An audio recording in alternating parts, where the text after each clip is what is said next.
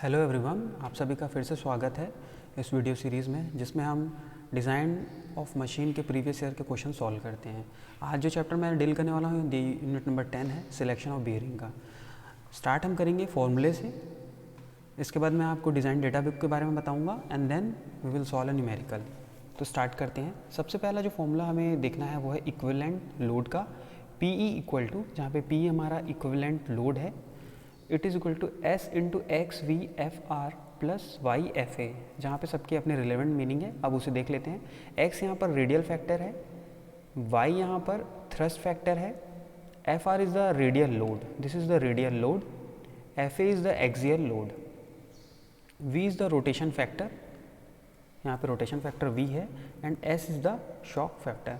ये सारी वैल्यूज़ हमको क्वेश्चन में गिवन रहती हैं, और इन केस अगर ये क्वेश्चन में नहीं गिवन है तो इसे हमें डिज़ाइन डेटा बुक से एज़ पर क्वेश्चन हमें सिलेक्ट करना होता है, जो हम आने वाले न्यूमेरिकल में आपको मैं बताऊंगा। This is the formula, and good part of this formula is this कि ये फॉर्मूला आप डिज़ाइन डेटा बुक में एज इट इज़ आपको मिल जाएगा। जो डिज़ाइन डेटा बुक मैंने रिकमेंड किया था वो है machine design data book by Kamal Kumar and S के दगत। ये खन्ना पब्लिशर की बुक है, इसमें सारे फॉर्मूले आपको मिल जाएंगे। नेक्स्ट है load life relationship, this is given by L10। यहाँ पे L10 है life in million revolution is equal to C by PE, जहाँ पे C है आपका dynamic load carrying capacity, C है dynamic load carrying capacity of bearing के एक फैक्टर है जो कि अलग अलग बियरिंग के लिए अलग अलग होता है। K इक्वल टू 3 आप लेंगे जब बॉल बियरिंग होगा, और K इक्वल टू 10/3 लेंगे जब रोलर बियरिंग होगा। या तो ये क्वेश्चन में गिवन होगा, या अगर आप जो बियरिंग एज्यूम करते हैं उसके लिए आपको वैल्यू लेनी होगी। जनरली क्वेश्चन में गिवन रहता है कि बियरिंग बॉल है कि रोलर है। नेक्स्ट है कन्वर्जन की L10H टू L10। यहाँ पे इसका मतलब मैं बता देता हूँ आपको। जैसा हम जानते हैं L10 हमारा क्या होता है, लाइफ इन मिलियन रेवोल्यूशन है।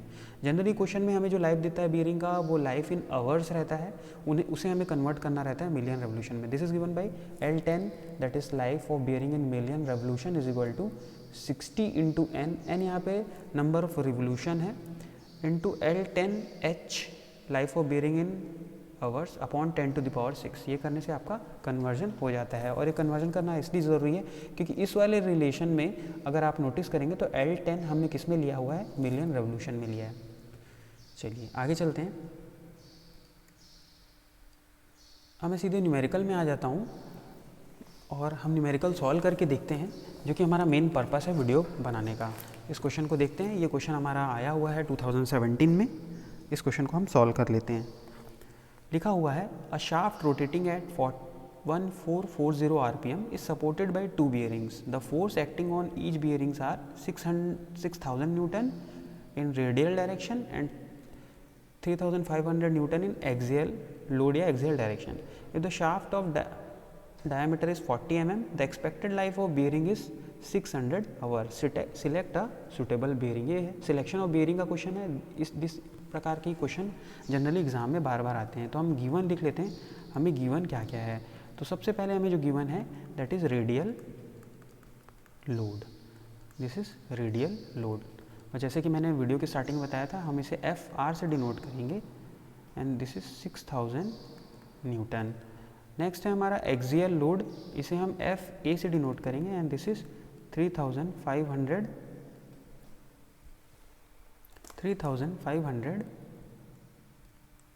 न्यूटन। नेक्स्ट है RPM, स्मॉल एन या कैपिटल एन से आप डिनोट कर सकते हैं, 1440 RPM। ये सारा चीज़ हमें गिवन है। शाफ्ट डायमीटर हमें गिवन है, इसे हम D से डिनोट करेंगे, and this is 40 mm। At last हमें जो गिवन है लाइफ ऑफ बियरिंग है L10H हमें गिवन है, आवर्स में दिया हुआ है, एंड दिस इज़ 6000 आवर्स। तो इतना चीज़ हमें गिवन है। हमें फाइंड आउट क्या करना है, हमें ये देख लेते हैं। हमें सिलेक्ट करना है, सिलेक्ट सूटेबल बियरिंग। ये बोल रहा है कि आप एक ऐसा बियरिंग सिलेक्ट करें जो इतना लोड और इतने लाइफ तक काम कर सके। स्टार्ट आप कैसे करेंगे इस क्वेश्चन को। सबसे पहले हम क्या कर लेते हैं, जैसा हम जानते हैं हमें ये L10H जो गिवन है ये इन आवर्स है, इसे हम कन्वर्ट कर लेते हैं मिलियन रेवोल्यूशन में। इसे करने के लिए हम जो फॉर्मूला दिखे थे L10 is equal to 60 into N into L10H upon 10 to the power 6। ये कर लेंगे तो L10 की वैल्यू कितनी आ जाएगी देख लेते हैं हम। 60 इंटू एन की वैल्यू 1440 हमें पता है, और ये इसकी वैल्यू 6000 हमें पता है। It is divided by 10 to the power 6। जो L10 हमें निकल कर आएगा this is equal to 518.4 million revolution आ जाएगा। ये फर्स्ट बेसिक हमारा स्टेप हो गया, ये आया हमारा मिलियन रेवोल्यूशन में आया है। नेक्स्ट है स्टेप 1। जब भी आपको सिलेक्शन ऑफ बेयरिंग का क्वेश्चन होगा तो आपको ऐसे ही प्रोसीड करना है। सबसे हमें पहले कैलकुलेट करना होगा, calculate X and Y values. पहले आपको ये करना है, कैलकुलेट करना है एक्स एंड वाई वैल्यूज़ की। अभी यहाँ पर ये एक्स और वाई वैल्यूज़ क्या हैं, तो इसके लिए आपको मैंने जो वीडियो की स्टार्टिंग में बताया था ये जितने फैक्टर हम यहाँ पर अभी PE निकालने वाले हैं, इसके लिए ये सारे फैक्टर हमें चाहिए, जिसमें FR और FA तो गिवन है, लेकिन Y और X की वैल्यू, रेडियल फैक्टर और थ्रस्ट फैक्टर हमें नहीं गिवन है, तो इसे हम निकाल रहे हैं यूजिंग दिस स्टेप। आप इस स्टेप को देखिए, आपको बहुत ईजी समझ में आएगा। सबसे पहले आप क्या करिए, FA को FR से डिवाइड कर दीजिए। ये क्यों कर रहे हैं आपको वीडियो के आगे समझ में आने लगेगा। दिस 3500 डिवाइडेड बाई 6000, इन दोनों को डिवाइड करने पर जो वैल्यू आपको मिलती है वो है 0.58, और इस रेशियो को हम स्मॉल e से डिनोट करते हैं। This is 0.58। अब देखिए, अब आपको यूज़ करना है design data book by Kamal Kumar. इसमें आपको जाना होगा पेज नंबर, हम देख लेते हैं पेज नंबर किस में हमें जाना है। ये देखिए पेज नंबर हमें जाना है 145 में, पेज नंबर 145 में हमें जाना होगा, पेज नंबर 145। और इसमें उस टेबल को व्यू करना है और वहाँ से हमें वैल्यूज़ निकालनी है एक्स और वाई की।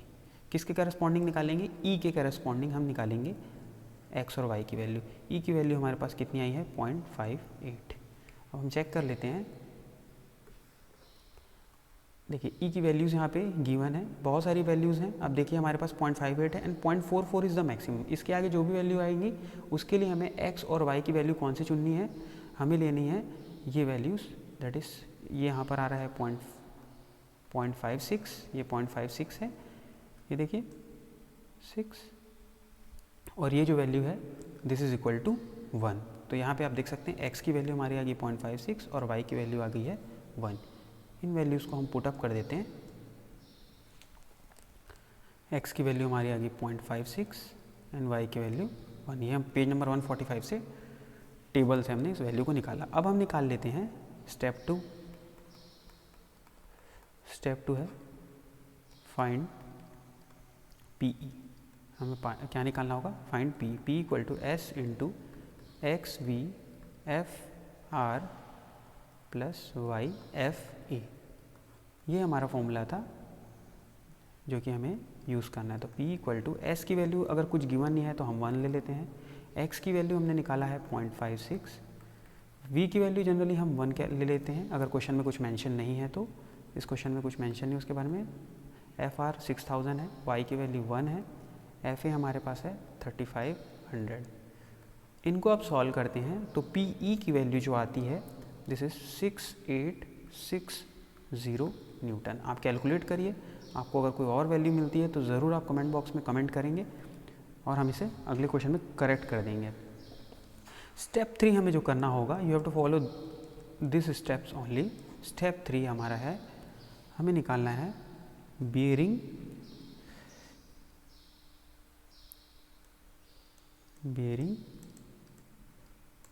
Dynamic load capacity.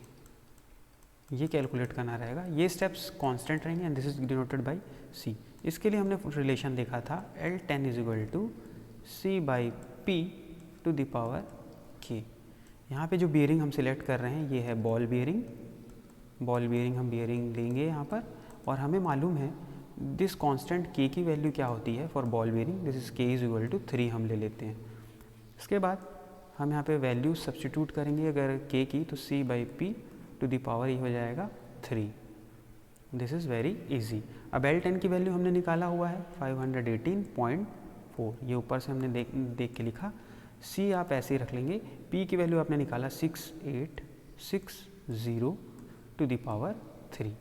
ये इतना करने के बाद आप जब इसको पूरा सॉल्व करते हैं and you will get answer C is equal to 55,107.7 newton. ये हमारा C की वैल्यू आ जाती है।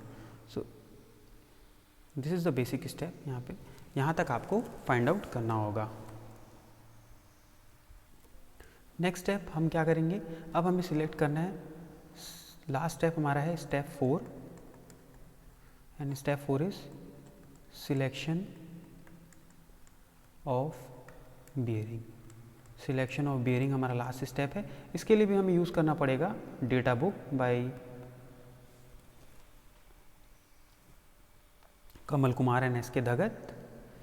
इसके लिए आपको जाना होगा डिज़ाइन डेटा बुक के पेज नंबर 146 में, और हमें पता है कि हमारे लिए C की वैल्यू कितनी आई है 55,107.7 न्यूटन। लेकिन जो हमें डेटा बुक में वैल्यूज़ गिवन होती है डायनामिक लोड कैरी कैपेसिटी की, ये होती यूनिट KGF में होती है। तो हमें न्यूटन को KGF में कन्वर्ट करना होगा, उसके बाद ही हम इस वैल्यू को यूज़ करेंगे। हमें मालूम है, मैं यहाँ लिख लेता हूँ कि हमारी C की वैल्यू कितनी आई है एंड दैट इज़ 55,107। हमारी वैल्यू आई है 55,107 न्यूटन हमारी आई है। इसको 10 से डिवाइड कर लेते हैं ताकि हम टेबल का यूज़ कर सकें। तो यह आ जा रहा है 55,107 न्यूटन KGF। हमें इस वैल्यू को इस टेबल में चेक करना होगा करेस्पॉन्डिंग टू द डाया।